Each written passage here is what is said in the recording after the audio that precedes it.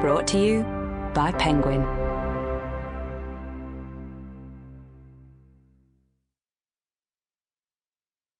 Maternity Service. Written and read by me, Emma Barnett. For my daughter, my girl. On your marks. Congratulations, you are a parent. A whole other person has joined your crew and the rest of the human race because of you. Welcome to this dazzling, emotional and utterly life-changing experience. Before, you were one. Now, you are two. Divided and connected forevermore. You will feel things you have never felt. You will do things you've never done. You will understand what it means to have one heart on the outside of your body while the original pumps madly to keep up with the new levels of love and anxiety coursing through you. Think falling in love with a partner was crazy and exhilarating? Try reproducing. You'll find yourself falling in love in a way you simply didn't know was possible. You've done something incredible. As you've probably found out, it ain't like the movies. Having a baby lifts the lid on a whole layer of life and existence you will have been oblivious to until now, despite having gone through it once before on the other side as a babe in arms. Birth is wild. Never forget that, and you'll need time to recover. But once it's done, no matter what state it's left you in, it's done, and your new role begins immediately.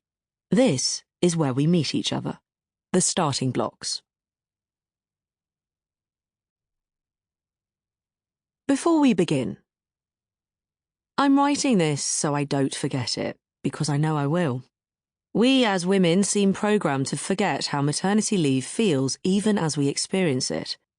Our memory just skips to the highlights reel and omits the other parts. I know because I wiped the slate nearly clean after my last stint 5 years ago.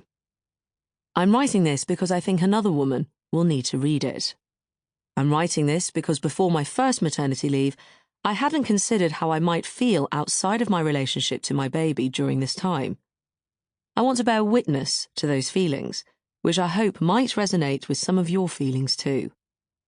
I'm writing this because another older mother unintentionally made me feel bad for articulating some of these feelings. I'm writing this because despite the millions of words spilled about motherhood into books, I should know as I own about 15 of them, in none of them did I find what I'm about to tell you in quite this way. I'm writing this as the single child of a mother who regularly proclaims that she adored every single minute of my existence, especially that first year, during which I apparently never really cried and made for the most joyful and fascinating company.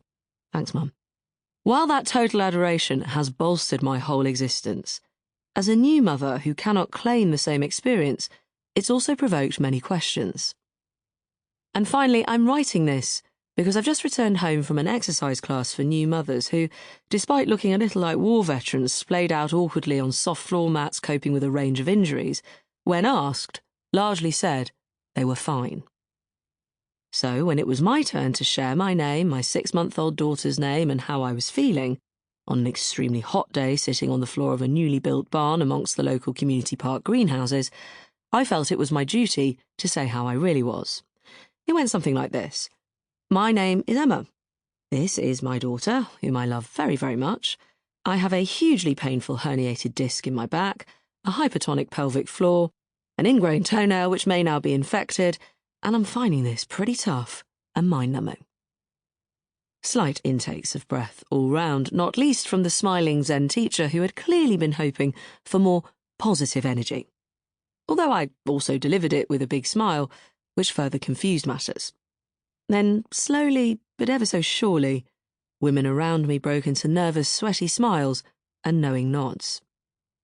Because, as I've alluded to, this maternity leave is not my first rodeo. It's my second, 5 years on.